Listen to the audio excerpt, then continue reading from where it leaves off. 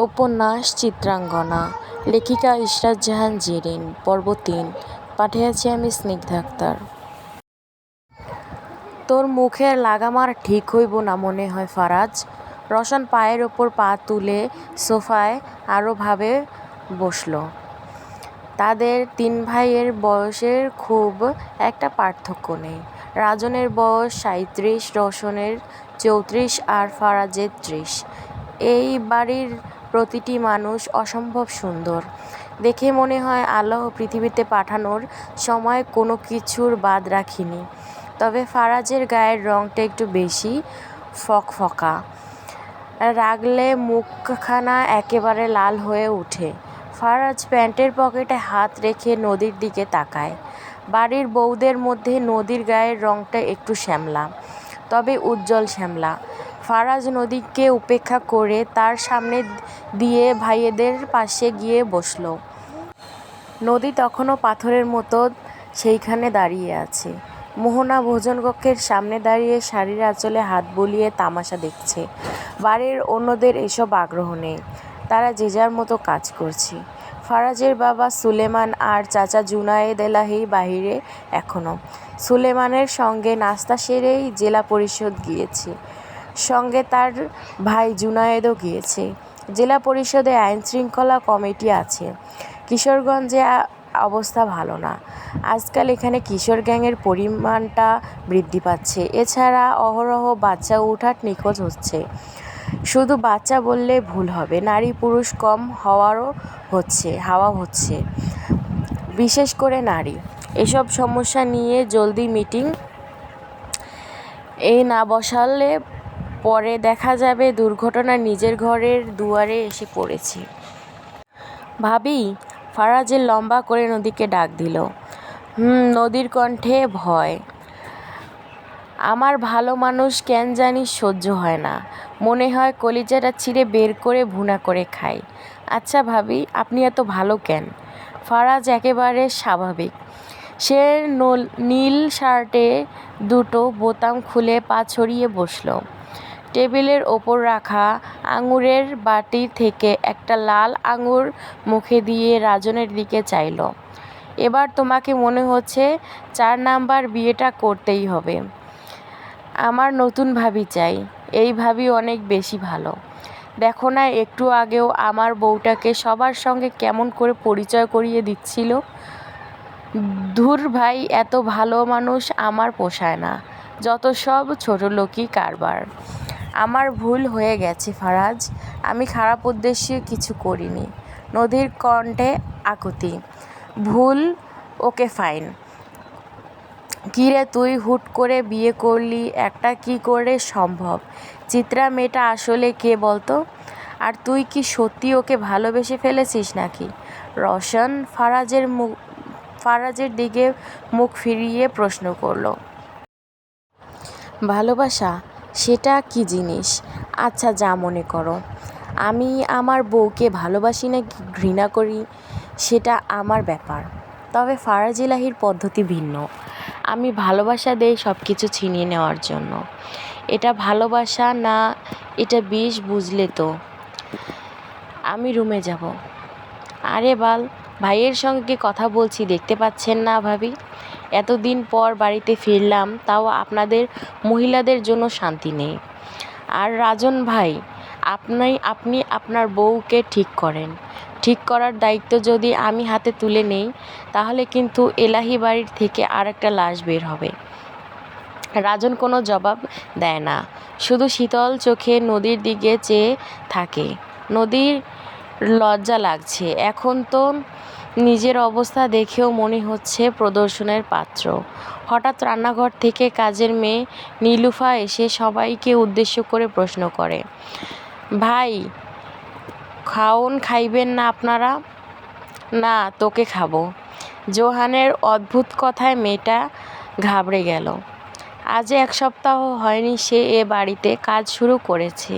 কাউকে ঠিকভাবে এখন অবধি চেনে পর্যন্ত না। নীলুফার গায়ের রং ছিমছাম, নাকে একটা ছোট্ট নলক, আটসাট দেহের প্রতিটি ভাঁজে দুরন্ত যৌবন। গলায় একটা তাবিজ ঝুলছে, চুলগুলোকে সবসময় বিনুনি করে রাখে। নীলুর মা বহু বছর ধরে এখানে কাজ করছে, তবে নীলু কাজ শুরু করার আগে এখনও এই বাড়িতে আসেনি। ফারাজ এক মুহূর্তের জন্য কপাল কুঁচকে নীলুকে দেখল। পরক্ষণেই বিরক্তিতে তার কপাল আরও কুঁচকে এলো। সে উপস্থিত সবাইকে উদ্দেশ্য করে জিজ্ঞেস করল, কথার মাঝে বা হাত ঢুকিয়ে প্রশ্ন করল কেন এই মেয়ে? সে কি নতুন নাকি? কেউ ওকে বলনি? মেয়ে মানুষ এমন বাড়াবাড়ি আমার সহ্য হয় না। রান্নাঘর থেকে নীলুর মা জলদি ছুটে আসেন। মেয়েকে একটা ধমক দিয়ে বলে, তোর কইছিলাম আমি এইখানে আইতে, যা মুখ পুরি সবার কাছে ক্ষমা চাইয়া এখান থেকে যা, মাফ করবেন। ফারাজ কিছু বলল না, আঙুল দিয়ে ইশারা করে চলে যাওয়ার নির্দেশ দিল। মেয়েটি আর এক মুহূর্ত সেখানে দাঁড়ায়নি। তবে মেয়েটি চলে যাওয়ার পর রোশন তার পাশে বসে থাকা ফারাজকে হিসিয়ে কিছু একটা বলল। ফারাজ তাতে জবাব দিল না। রোশন উঠে গেল, মোহনাকে কাছে ডেকে বলল, মার্জিয়া হা হুতাশ করছেন। সোহাগ যে তাকে এত বড় ঝাটকা দিবে তা সে বুঝে ওঠেনি। সারা রাত ছেলে বাইরে থেকে এখন বাড়ি ফিরেছে বউ নিয়ে। মেয়ের গায়ের রং শ্যামলা, নাম জান্নাত। মার্জিয়া রান্না রেখে কাটাকাটি করছেন। মারিয়া মাহেদিকে ফোন করে সব জানিয়েছে, তবে মাহেদি এখন চাইলেও আসতে পারবে না। কাজে আছে সে। কাজের চাপ ইদানিং অনেক বেশি। সোহাগ জান্নাতকে নিজের রুমে বসিয়ে দিয়ে আসে, ফ্রেশ হতে বলে তাকে। সোহাগকে ক্লান্ত লাগছে। বাড়ির মানুষ তার মুখ থেকে জবাব শোনার অপেক্ষা করছে, তবে কাউকে কোনো কৈফিয়ত দিতে ইচ্ছে করছে না তার। কী বলবে সবাইকে? চিত্রাকে সে এতদিন ব্যবহার করেছে, এসব প্রেম ভালোবাসা কিছুই ছিল না।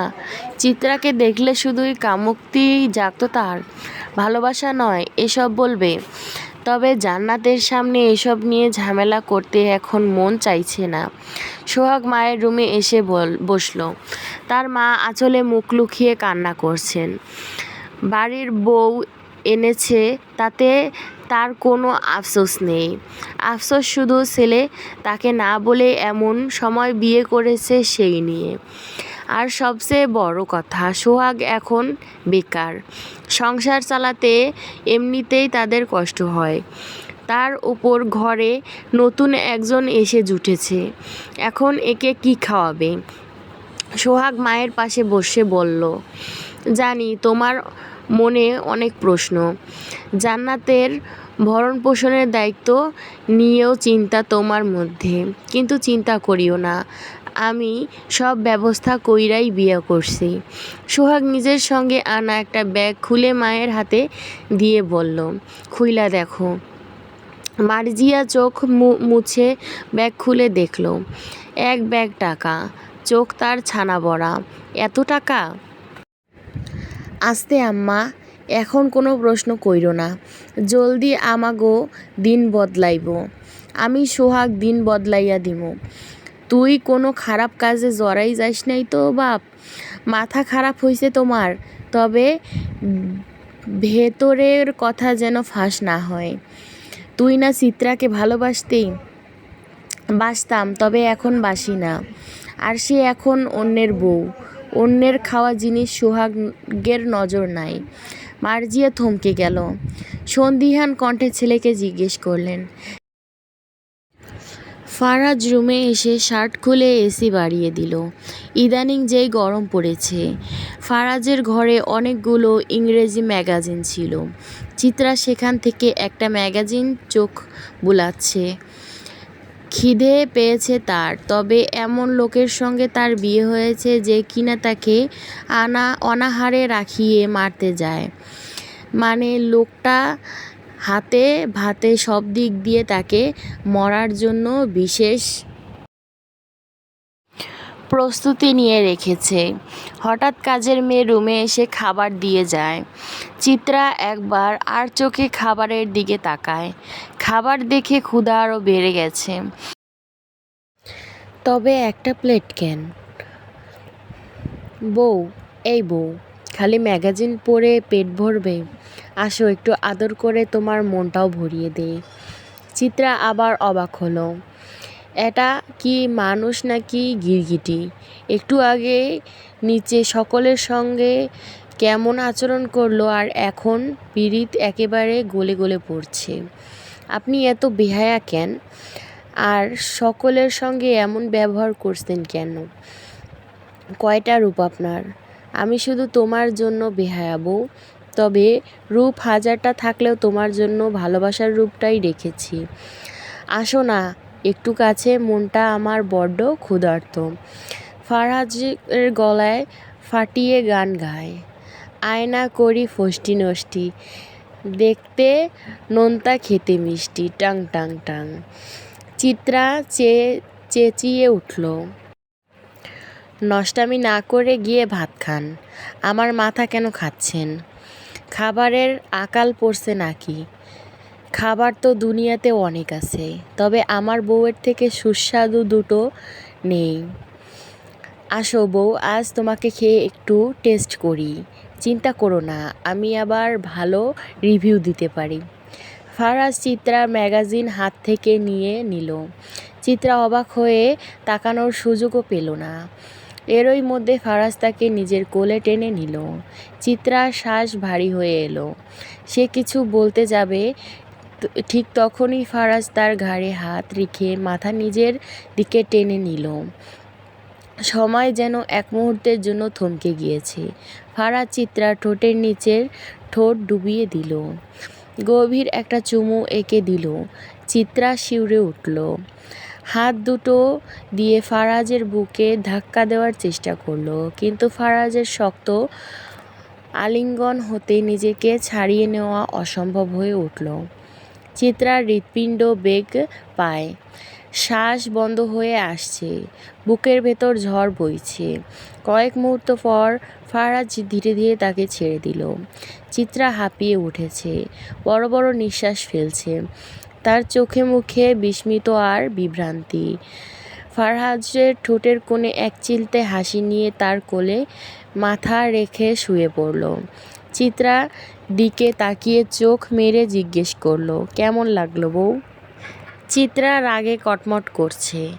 ফারাজকে ধাক্কা মেরে নিজের কোল থেকে সরিয়ে দাঁত পিষে সে জবাব দিল, এলাচের মতো লেগেছে, বুঝতে পেরেছেন মিস্টার এলাচি? অসভ্য লোক কোথাকার। ধর্ষণ মামলা দিয়ে যদি আপনাকে হাজতে না পাঠাই, তবে আমার নামও চিত্রাঙ্গনা নয়। আমার নামে মামলা ঠুকে কী লাভ? ওহ, আমাকে কারাবন্দি করে প্রিয় প্রেমিক সোহাগের কাছে যাওয়ার ফন্দি এঁটেছ? ফারাজ এলাহির কণ্ঠে বিদ্রূপের শীতল ঝলক। চিত্রা অবাক হলো না, কারণ সে জানে ফারাজ এলাহি চতুর খেলোয়াড়। সেই খেলায় জয়লাভের প্রতিশ্রুতি নিয়ে মঞ্চে নেমেছে। চিত্রার ঠোঁটে একরাশ তিক্ততা জমে। আপনি সব জেনে শুনেও আমাকেও কেন বিয়ে করলেন? বলুন কেন? ফারাজ নির্লিপ্ত কণ্ঠে উত্তর দেয়, টাইম পাস করার জন্য। আসলে 30 বছর ধরে সুখে থাকতে থাকতে জীবনটা কেমন যেন বেরঙিন হয়ে গিয়েছিল, তাই বিনোদনের জন্য বিয়েটা করলাম আর কি। চিত্রা ভ্রু কুঁচকে যায়। তাহলে আপনার কাছে বিয়ে মানে নিছক সময় কাটানো, টাইম পাস? কিন্তু আমাকেই কেন বেছে নিলেন? দুনিয়ায় কি সুন্দরী মেয়ের অভাব নাকি? সুন্দরী মেয়ে তো দুনিয়ায় অহরহ আছে, তবে তারা কেউ যে তুমি নও বউ। আমার যে তোমাকেই লাগতো। ফারাজ এলাহি হেসে উঠল। ধীর পদক্ষেপ এগিয়ে এসে ভাতের প্লেট বাড়িয়ে দিল চিত্রার দিকে। ক্ষুধা পেয়েছে, নিজেও খাও, আমাকেও খাইয়ে দাও। চিত্রা ঠান্ডা চোখে তাকায়। আপনার নিজের হাত নেই? আছে, তবে নিজের আপন একটা বউ তো আছে। ফারাজের কণ্ঠে অবজ্ঞা ছোঁয়া এনে বলল। তোমাকে বিয়ে করেছি কি শুয়ে বসে থাকার জন্য নাকি? নিজস্ব সম্পদের যত্ন নিজেকেই নিতে হয়। আজ থেকে আমার সব কাজ তুমি করবে, এমনকি আমার আন্ডারপ্যান্টও তুমি ধুয়ে দেবে। আর গতকাল নিজের সম্পদ পরের হাতে ধোয়াবো। চিত্রা দীর্ঘশ্বাস ফেলে। যুক্তি এখানে বৃথা। ফারাজ এলাহির সাথে তর্কে নামা অর্থহীন। এ যেন এক অসম যুদ্ধের ক্ষয়িষ্ণুত সৈনিক হয়ে দাঁড়ানো। তাই সে কোনো কথা না বাড়িয়ে চুপচাপ ভাতে থালা হাতে তুলে নিল। লড়াইয়ে হার মানা মানেই পরাজয় নয়, কখনো কখনো তা প্রতিশোধের নতুন অধ্যায়ও সূচনা। যদি ফারাজ এর খেয়াল প্রশমিত হয়, যদি সে একবার দয়া করে তাকে বাজিতপুরে নিয়ে যায়, তাহলেই চিত্রা চলবে। অন্তত সোহাগের মুখোমুখি তো সে হতে পারবে। ও হ্যাঁ, চিত্রা তো ভুলেই ছিল দয়া জিনিসটা যে ফারাজ এলাহির কাছে মূল্যহীন, ছোটলোকি ব্যাপার, কিংবা ক্ষমতার সুরেলার নিষ্ঠুরতা বাঁধা এক পাষাণ শব্দ। চিত্রা বড় বড় লোকমা তুলে ফারাজকে খাইয়ে দেয়। ফারাজ নিঃশব্দে শুধু ভাত গপ গপ করে গিলে। কাউকে খুন করে এসেছেন নাকি? শুনেছি মানুষ খুন করা খাটুনির কাজ, আর খাটুনির কাজ করলেই ক্ষুধা একটু বেশি লাগে। ফারাজের হেঁচকি উঠে যায়। চিত্রা পানির গ্লাস এগিয়ে দিয়ে বলে, আমি বাড়ি যাব, নিয়ে যাবেন। বাড়ির কথা মনে পড়েছে। আর এখন কিন্তু আপনার থেকে আমার অনেক কিছু জানার বাকি। আমাকে বিয়ে করলেন কেন, তার যথাযথ উত্তর কিন্তু আমি এখনোই পাইনি। আমি আর খাবো না। ফারাজ উঠে ওয়াইন কুলার থেকে একটা হুইস্কির বোতল বের করে নিমিষেই কর্ক খুলে গটগট করে পান করল। ফারাজ বিশালকৃত রুম, জমিদার বাড়ির মতো বাহ্যিক অভিজ্ঞতা, কিন্তু ভেতরের আসবাবপত্র সবই বিদেশি আধুনিক ডিজাইনে মোড়ানো। ফারাজের পুরো রুমটা কালো আর মেরুন রঙের সংমিশ্রণে সাজানো হয়েছে। কালো আর মেরুন রঙের প্রতি তার অদ্ভুত টান আছে। এ রং দুটো যেন তারই অপ্রকাশিত অনুভূতির বহিঃপ্রকাশ। আলাদাভাবে রং দুটো পছন্দের কোনো কারণ নেই। রং দুটো ভালো লাগে হয়তো, এটাই ভালো লাগার কারণ। ফারাজ হুইস্কির বোতল নিয়ে বারান্দায় দাঁড়ায়। প্যান্টের পকেট থেকে একটা সিগারেট বের করে ঠোঁটে চেপে ধরে। তবে লাইটার কোথায় গেল? কি লাইটার খুঁজছেন বুঝি মিস্টার এলাহি? চিত্রা লাইটার জ্বালিয়ে ফারাজের ঠোঁটে চেপে রাখা সিগারেটটা ধরিয়ে দেয়। ফারাজ অপলক দৃষ্টিতে চিত্রার দিকে তাকিয়ে সিগারেটটার একটা টান দেয়। গাল ভর্তি ধোঁয়া ছাড়ে চিত্রার মুখের ওপর। ধোঁয়ার কারণে চিত্রার কাশি চলে আসে। সে আঁচল মুখে চেপে ধরে। ফারাজ সিগারেটের টোকা মেরে বেলকনির দিকে নিচে ফেলে দেয়। চিবুক শক্ত করে প্রশ্ন করে, সামান্য সিগারেটের ধোঁয়া তুমি সহ্য করতে পারো না, আর সারাটি জীবন ফারাজ নামক নিউক্লিয়ার বোমাকে কি করে সহ্য করবে? আমাকে বিয়ে করছেন কেন? জবাব দেন বলছি। ফারাজ মুহূর্তেই মাথা গরম হয়। যে সব জিনিস সে পছন্দ করে না, সেসব জিনিস বারবার সঙ্গে করা হচ্ছে কেন? বেশি ভদ্রতা দেখাচ্ছি তাই বলে। আসলেই দুনিয়া ভণ্ডামিতে চলে, ভদ্রতায় নয়। ফারাজ বাম গালে হুইস্কির বোতলটা আরও শক্ত করে চেপে ধরে মুহূর্তেই ডান হাত দিয়ে চিত্রার গলা চেপে ধরে। হুট করে এমন আক্রমণ বোধহয় আশা করেনি চিত্রা। তাল সামলাতে না পেরে বেলকনির রেলিংয়ের সঙ্গে পিঠ ঠেকে যায় তার। ফারাজের মুখটা দগ্ধ হয়ে উঠেছে, ঠিক যেমন খড়ের গাদায় জ্বলন্ত মশাল পড়লে আগুন জ্বলে ওঠে। চিত্রার নিঃশ্বাস নিতে কষ্ট হচ্ছে। ফর্সা মুখটা রক্তজবার মতো লাল হয়ে এসেছে। তার চোখে ক্রমে বিবর্ণ হয়ে এসেছে, দম বন্ধ হওয়ার পথে, চোখ উল্টে আসছে। ফারাজ দাঁতে দাঁত পিষে বলল, আর একবার যদি তোর মুখ থেকে প্রশ্ন বের হয় তাহলে জবাই করে তোর লাশ আমি রাস্তার কুত্তাদের খাওয়াবো। কথাটা যেন তোর কানের ছেদা দিয়ে ভালো করে ঢুকে। চিত্রার চোখ বেয়ে অশ্রু ছলছল করছে। গলা থেকে তার ভোঁতা আর্তনাদ বেরিয়ে আসছে। ফারাজ মরে যাচ্ছি। ফারাজ ছাড়ে না, বরং শক্তি আরও বাড়িয়ে দেয়। ছোট্ট একটা জান বের করতে এত পরিশ্রম। আসলেই মানুষ খুন করতে কষ্ট আছে। আচ্ছা, এই তো একটু পর চিত্রার শরীর থেকে জানটা মুক্তি পাবি। তখন ফারাজ কি করবে?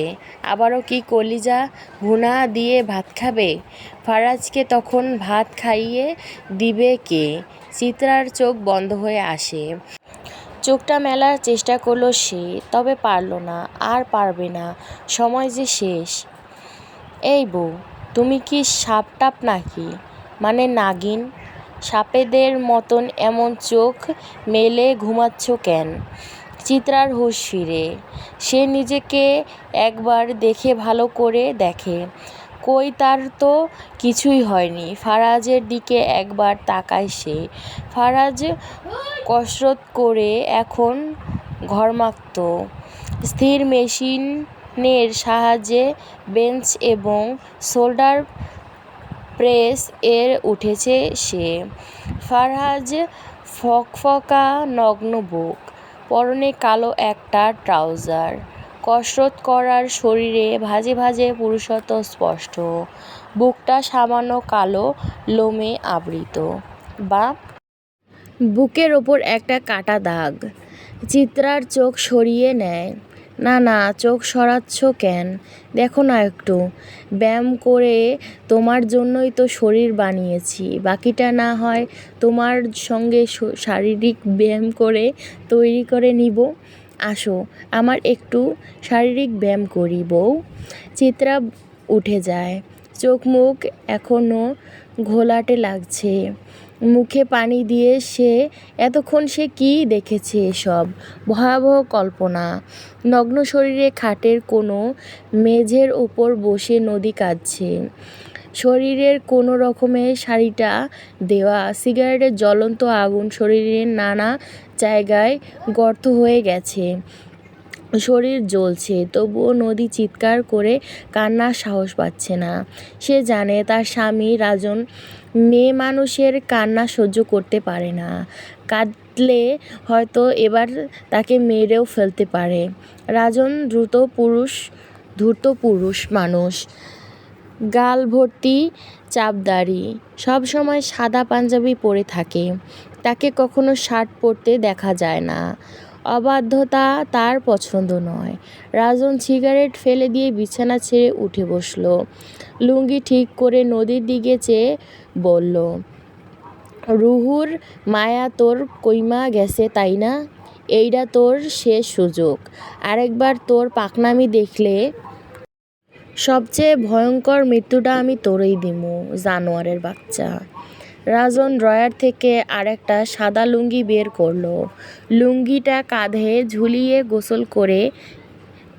গোসল করতে চলে গেল। তবে যাওয়ার আগে নদীর পিঠে আর একটা লাথি মারতে ভুলল না সে।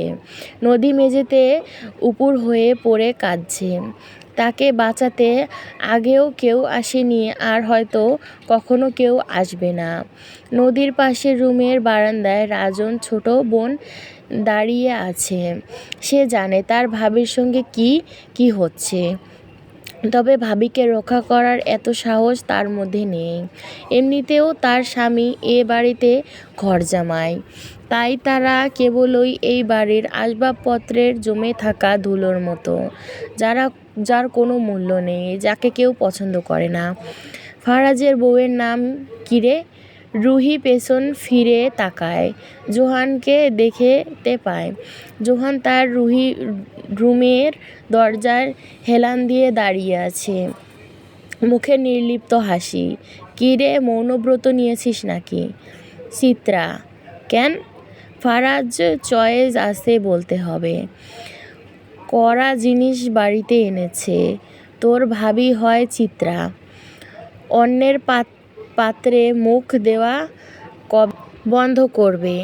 জোয়ান এক লহমা চুপ থেকে জবাব দেয়, মুখ দিচ্ছি না রে, এই প্রথম ইচ্ছে করছে জীবনটা বের করে মিসেস এলাহির হাতে ধরিয়ে দেই।